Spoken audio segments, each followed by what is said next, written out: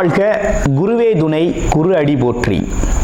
இப்போ பார்த்தீங்கன்னா 2025 தமிழ் வருட பிறப்பில் பார்த்தீங்கன்னா 12வது மாதம் கடைசி மாதமான பங்குனி மாதத்திற்கு என்ன விதமான பலாபலன்கள் ஒவ்வொரு ராசிக்கும் இருக்குது அப்படிங்கிறத நம்ம விரிவாக தெளிவாக பார்க்க இருக்கிறோம். அந்த வகையில் பங்குனி மாதம் அப்படின்னு எடுத்துக்கிட்டோம்னா பங்குனி உத்திரம் அப்படிங்கிறது மிக சிறப்புமிக்க பண்டிகையாக இருக்குது.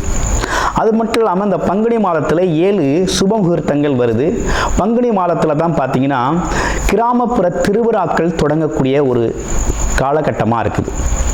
இந்த பங்குனி மாதத்தில் சூரிய பகவான் பார்த்தீங்கன்னா காலச்சக்கரத்தின் 12வது ராசியான மீனம் ராசியில் அமர்ந்து அருள்பளிக்கக்கூடிய ஒரு அற்புதமான மாதமாக இந்த மாதம் இருக்குது.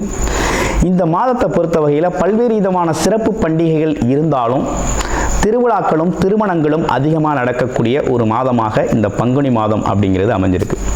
நேயர்கள் அனைவருக்கும் இந்த பங்குனி மாதத்தில் ஒவ்வொரு ராசிக்கும் எப்படி இருக்கும், என்னென்ன விசேஷங்கள் இருக்குது, என்ன செய்யலாம் என்ன செய்யக்கூடாது, என்ன விதமான வழிபாடுகள் செய்யலாம் அப்படிங்கிறதை பற்றியும் என்னென்ன முயற்சிகள் கை கொடுக்கும் அப்படிங்கிற பற்றியும் முழுமையாக தெளிவாக நம்ம பார்க்க இருக்கிறோம். நம்ம வீடியோவை தொடர்ச்சியாக நீங்கள் முழுமையாக பாருங்கள்.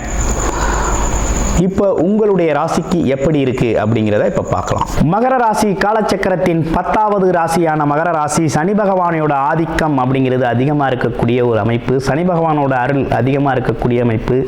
பார்த்தீங்கன்னா நம்ம கிராம தேவதைகள் ஐயனாறு கருப்பசாமி இவங்களோட அருள்லாம் பார்த்தீங்கன்னா மகர ராசி அன்பர்களுக்கு நிறைய இருக்கும்.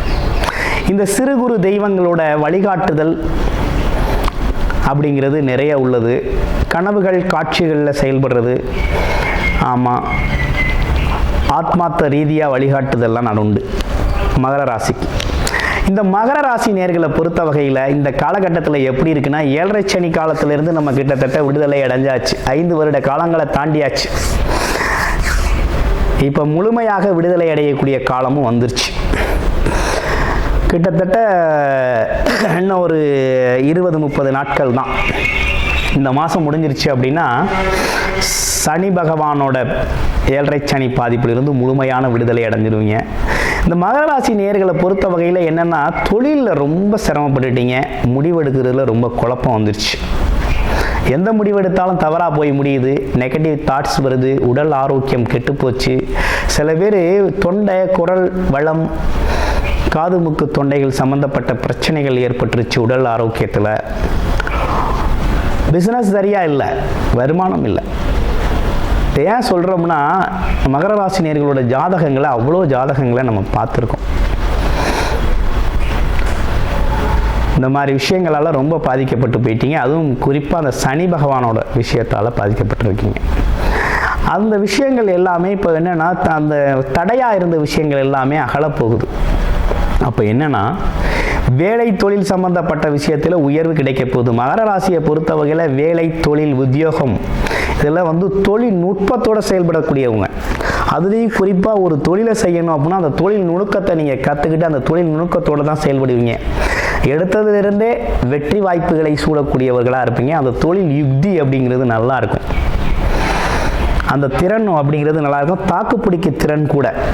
அதுலேயும் எப்படின்னா எந்த தொழில் வேலையாக இருந்தாலும் தாக்குப்பிடிக்கும் திறன் கூட, அதை சமாளிக்கும் திறன் கூட, ஆமாம், அதில் மதிநுட்பமாக செயல்படுறது அப்படிங்கிறது ரொம்ப அருமையாக செயல்படக்கூடியவங்க மகர ராசி அன்பர்கள். இந்த மகர ராசி அன்பர்களுக்கு இந்த காலகட்டத்தில் நல்ல ஒரு முன்னேற்றமான வாய்ப்புகள் இனிமேல் காத்துக்கிட்டு இருக்கு. நல்லாவும் இருக்குது. ஆமாம், ரொம்ப அற்புதமான வாய்ப்புகள் உங்களுக்கு அமையப்போகுது. உங்கள் வார்த்தைகள் சொல்வாக்கு செல்வாக்காக போகுது. இவ்வளோ நாளாக நீங்கள் பார்த்தீங்கன்னா பேசின பேச்சுக்கு அவ்வளவு மதிப்பு கிடைக்கல. ஆமாம், இனிமேல் மதிப்பு அதிகரிக்க போகுது. கணவன் மனைவி ஒற்றுமை அதிகரிக்க போகுது. நண்பர்கள் உறவுகள் ஒத்துழைப்பு கிடைக்க போகுது. தொழில் பிஸ்னஸில் மிகப்பெரிய முன்னேற்றத்தை காண போகிறீங்க. மிகப்பெரிய செல்வாக்கு அப்படிங்கிறது அடைய போகிறீங்க. இழந்த கௌரவம் அந்தஸ்து புகழ் அனைத்தும் மீட்டு கொடுக்கக்கூடிய நல்ல காலகட்டமாக வர்ற காலகட்டங்கள் அமைய இருக்குது. இப்போ என்னன்னு கேட்டிங்கன்னா ஒரே மாதத்தில் 4 கிரகங்கள் 3ஆம் இடத்துல அமர்ந்திருக்குது. அது என்னென்ன கிரகம் அப்படின்னு பார்த்தோம்னா புதன், சுக்கிரன், அதே நேரத்தில் ராகு சூரியன், புதன் யாரு 9, 10 யாரு சுக்கிரன்.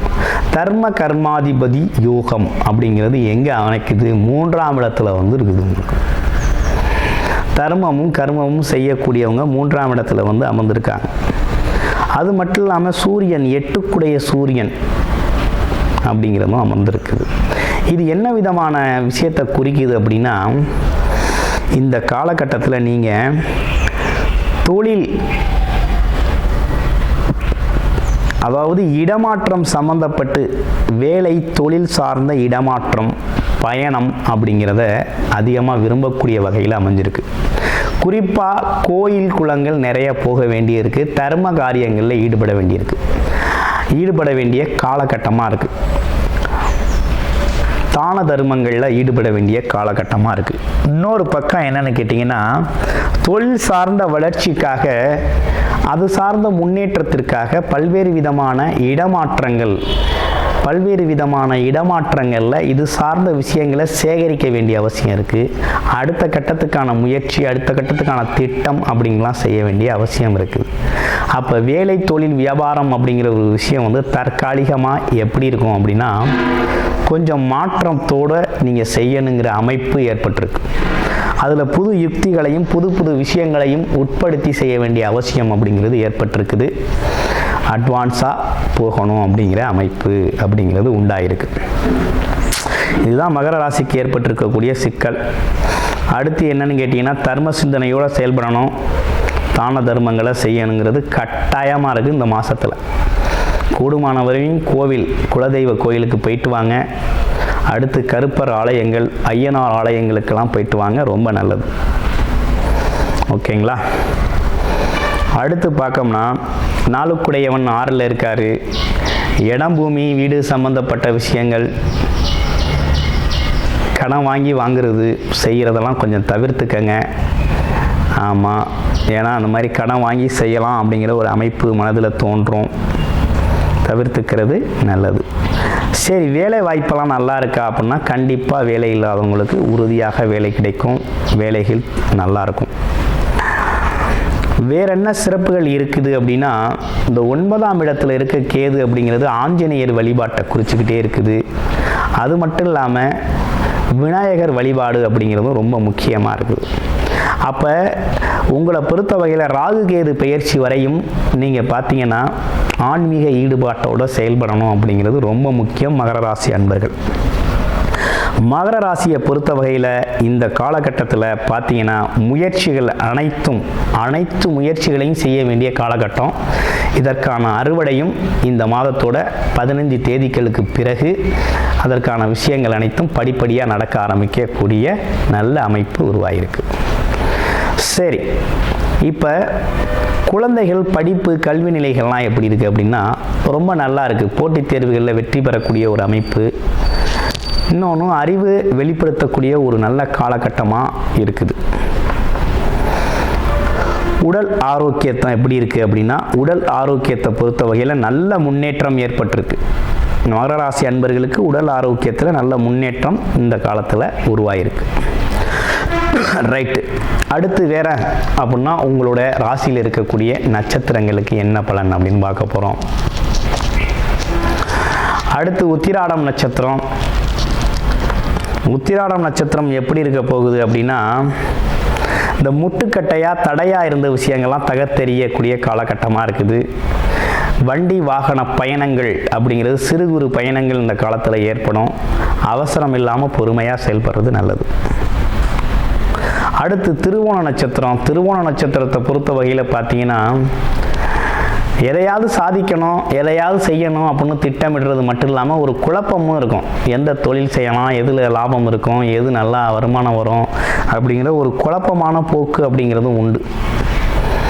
எவ்வளவு குழப்பம் இருந்தாலும் ரொம்ப டீசெண்டாக அந்த வேலையை செய்கிறது அப்படிங்கிறது திருவோண நட்சத்திரத்துக்கு உண்டு. திருவோண நட்சத்திரம் அப்படிங்கிறதே ஒரு நல்ல நட்சத்திரம் தான். அது மட்டும் இல்லாமல் அது வந்து பார்த்தீங்கன்னாக்க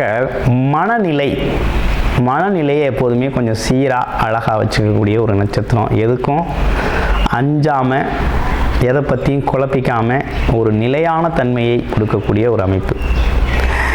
சரி, இவங்க இந்த காலத்தில் என்ன செய்யலாம் அப்படின்னு பார்க்கையில், இந்த திருவோண நட்சத்திரக்காரர்கள் இந்த காலகட்டத்தை பொறுத்த வகையில் வெளிநாடு வெளியூர் போகணும் அப்படின்னா தாராளமாக அந்த காலத்தை பயன்படுத்தி வெளிநாடு வெளியூர் வேலைக்காக தொழிலுக்காக போகலாம், நல்லா இருக்கும்.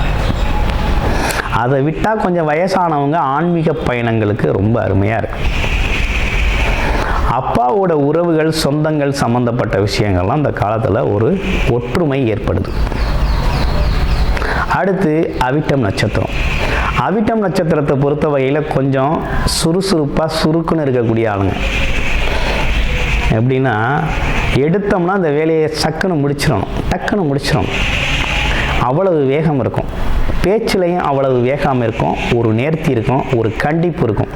ஒரு கண்டிப்பான ஒரு பேச்சு, கட்டன் சேட்டான ஒரு பேச்சு, அதுலேயும் ஒரு நேர்த்தியான வேலை, தொழில் நுணுக்கம் உள்ள ஒரு அமைப்பு, இதெல்லாம் இருக்கும். இவங்க தொழில் செய்கிறத தான் நிறைய விரும்புவாங்க. யாருக்கிட்டையும் வேலை செய்கிறதுக்கு இவங்க விருப்பப்பட மாட்டாங்க.